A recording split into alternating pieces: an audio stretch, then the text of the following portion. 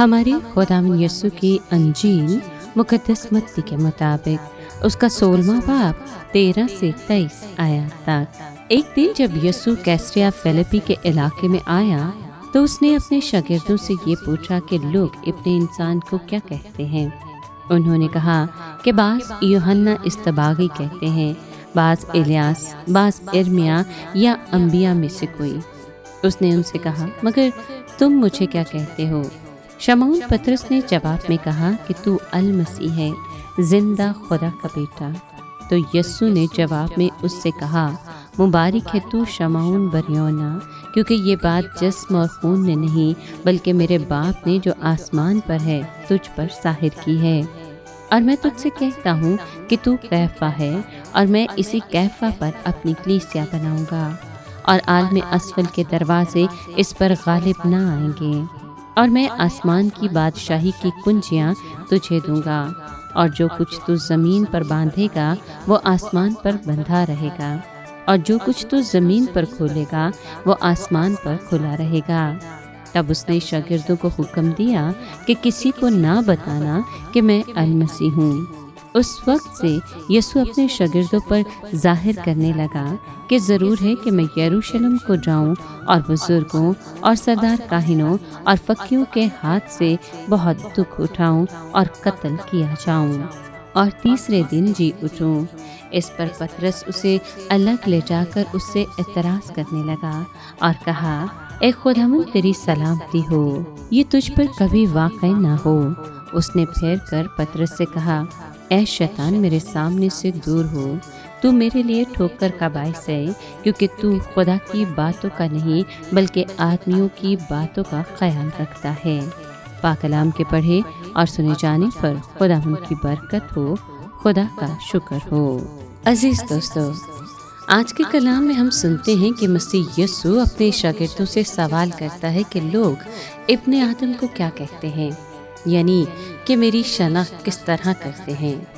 جواب میں بتایا جاتا ہے کہ بعض لوگ یوحنا بپتسمہ دینے والا اور بعض الیاس کہتے ہیں، بعض یرمیا قرار دیتے ہیں اور بعض کہتے ہیں کہ دوسرے نبیوں میں سے کوئی ایک۔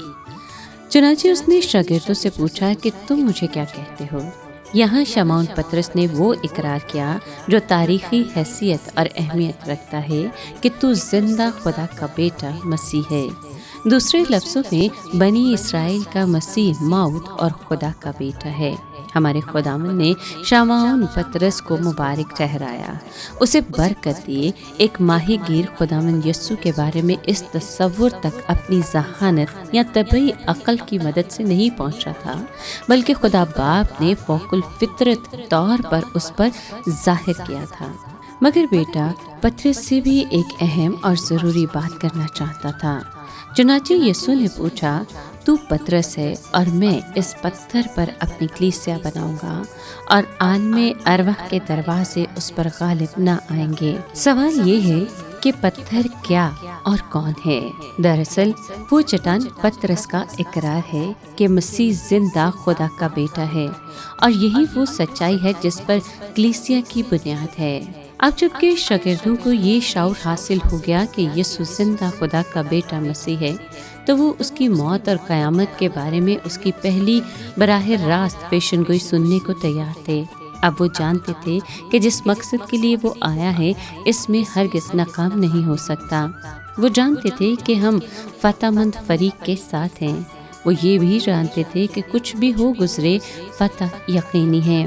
چنانچہ خداوند نے تیار دلوں کو یہ خبر سنائی کہ مجھے ضرور ہے کہ یروشلم کو جاؤں، اور ضرور ہے کہ مذہبی لیڈروں کے ہاتھوں بہت دکھ اٹھاؤں، قتل کیا جاؤں، تیسرے دن جی اٹھوں۔ یہ خبر کسی بھی تحریک کا گلا گھونٹ ڈالنے کو کافی تھی۔ ساری گفتگو میں صرف آخری بات کہ ضرور ہے یہ کہ تیسرے دن جی اٹھوں کسی تحریک کو زندہ رکھ سکتی تھی۔ اس بات نے سب کچھ بدل ڈالا۔ پطرس اس خیال ہی سے غصے سے گھبرا گیا کہ ہمارے مالک کے ساتھ ایسا سلوک ہو۔ اس نے خداوند کو یوں پکڑا جیسے اس کا راستہ رک رہا ہو، اور احتجاج کرنے لگا کہ اے خداوند، خدا نہ کرے کہ ایسا ہو۔ اس پر خداوند یسوع نے اسے جھڑکا، وہ تو اس دنیا میں آیا ہی گناہگاروں کی خاطر جان دینے کو تھا۔ جو چیز یا جو شخص اسے اس مقصد سے روکتا وہ خدا کی مرضی کا مخالف تھا۔ چنانچہ اس نے پطرس سے کہا، اے شیطان، میرے سامنے سے دور ہو، تو میرے لیے ٹھوکر کا باعث ہے، کیونکہ تو خدا کی باتوں کا نہیں بلکہ آدمیوں کی باتوں کا خیال رکھتا ہے۔ ہر مسیح کی بلاہٹ ہے کہ اپنی صلیب اٹھائے اور خدا یسوع کے پیچھے ہو لے، لیکن جب صلیب راستے میں ایک رکاوٹ بن کر کھڑی ہو جاتی ہے تو اندر سے ایک آواز آتی ہے، خدا ایسا نہ کرے، اپنے آپ کو بچا لو۔ یا شاید اپنے عزیز و اقارب کی آوازیں ہمیں فرما برداری کے راستے سے ہٹا دینے کی کوشش کرتی ہیں۔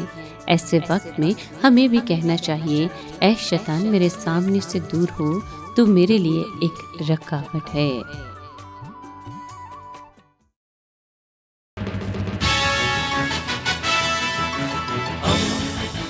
دوستی کا پیمبر، ریڈیو ویریتاس ایشیا۔